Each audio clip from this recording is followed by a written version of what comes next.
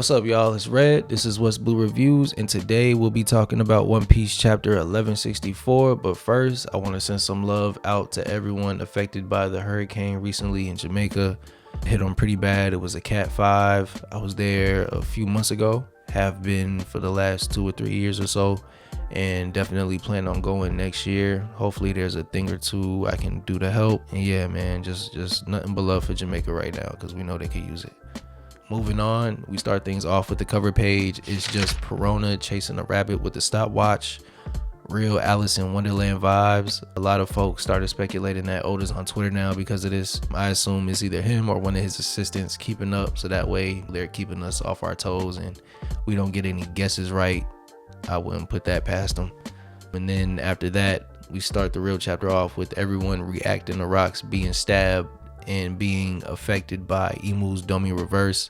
But before he succumbs to the will of Imu, he drops some heavy bars about Davy Jones being the first king of the world. And that had me turned, because you can see Imu scared, like shaking, like you see the lines, like he's pressed about what he just said. So he tries to get some bars in too, but Rocks with more heat, and he's like, yeah, who you scared of more, Davy Jones or Joy Boy? And that really had me double turned, because now I'm like, well, what does Rocks know about Joy Boy? Because we've been Joy Boy crazy for the past couple of years. Now that you done threw Davy Jones in the mix, it's like, okay, well, now who's who?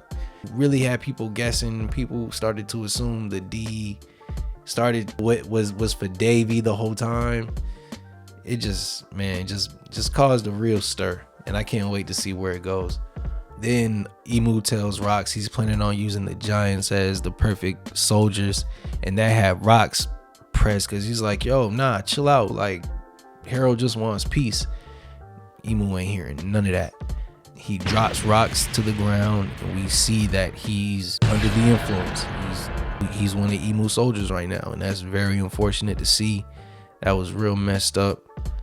And as soon as he gets dropped, he's up and he's attacking everybody in sight. It doesn't matter whether you Marine, Rocks, Roger, it don't matter. Kaido gets his head put through a wall.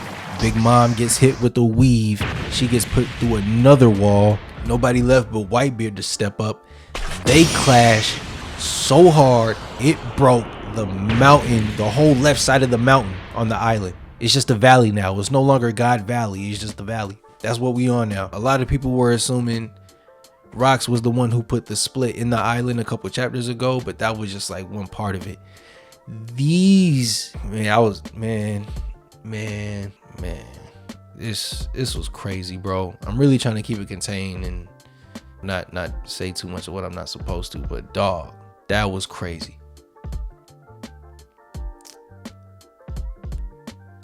We see Roger's crew and the Celestial Dragons, and who Shiki and who's ever is left from the Rocks. Everybody's scrambling. They trying to leave with whatever they can take. We see Rayleigh's still holding Shaki. He's with the Roger crew. They trying to get away. We see Shiki and a couple other cats from Rocks. They communicating. Shiki's like, yeah, nobody's gonna get the drop on me. So he's probably Dolo now. So this is probably where his story leading to the movie that he's in get started. That's pretty funny. Dragon's disappointed he couldn't save Shanks or Shamrock because he got Naruto'd the last chapter, and folks pointed out that it was like the similar way Luffy was disappointed he couldn't save his crew back when Kuma popped him away. But it's fire because we get to see him do that here in a little bit, because right after we see Kuma himself, he's tired from saving people, but he's like, nah, I got one more in me. And then right after we see Rocks, he's about to catch up with Iris and Teach. He's about to lay that killing blow when out of nowhere Kuma comes in, saves the day like Superman, hands out, pops him.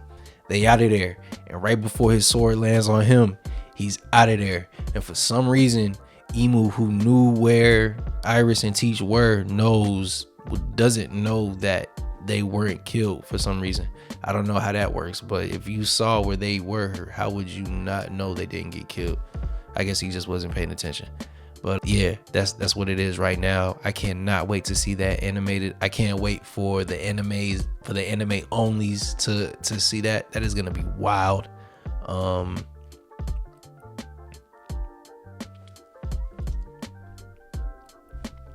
But after that, he orders Rocks to just basically just wipe the island clean, get rid of everybody else that remains. It don't matter anyway. Whether they be Marine, pirate, civilian, it don't matter. Emu does not care, bro. So it's like, all right, you gotta live, bro. So that's when Rocks and Garp step up in one of the coldest ways possible. This was so fire. This was like Naruto and Sasuke stepping up to Momoshiki in the Boruto movie. And I hate to take it back to Naruto, but it's right there, bro. It's tough. And then the coolest but saddest part, in the chapter, before they're about to get into it, they hear this voice in their head.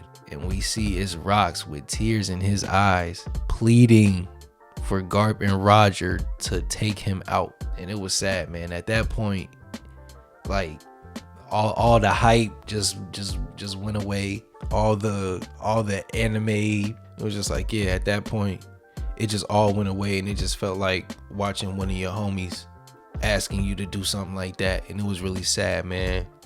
Can't wait for next chapter. I know Oda's gonna wrap this up the best he can.